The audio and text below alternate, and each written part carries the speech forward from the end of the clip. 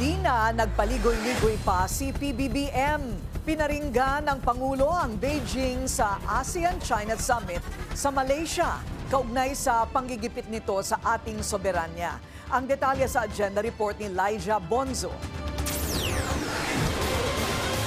Tahasang nagpahayag ng batikos si Pangulong Bongbong Marcos na nagpapatuloy na sigalot sa South China Sea sa harap mismo ni Chinese Premier Li Qiang. Sa kanyang talumpati sa 28th ASEAN-China Summit ngayong araw, binigyan diin ni PBBM ang kahalagahan ng self-restraint ng mga bansa kung nais talagang mapanatili ang peace, stability at prosperity sa rehiyon. Mariin ding kinundina ng Pangulo ang unilateral declarations of marine protections kagaya ng nature reserve sa Scarborough Shoal na iginigiit ng Beijing.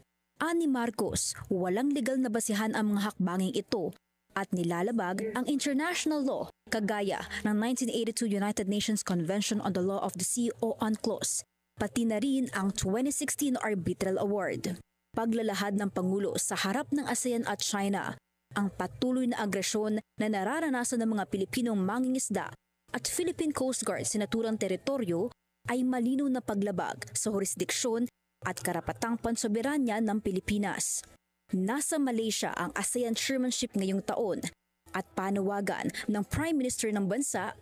As is the case with all issues, we want it to be resolved within ASEAN. We still urge strongly the all parties engaged in these negotiations, universally recognized principles of international law, precisely the 1982 UNCLOS and the Code of Conduct.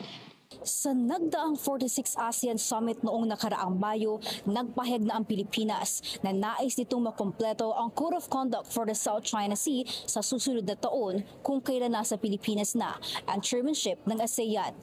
Para sa agenda, Elijah Bonzo, Billionaire News Channel.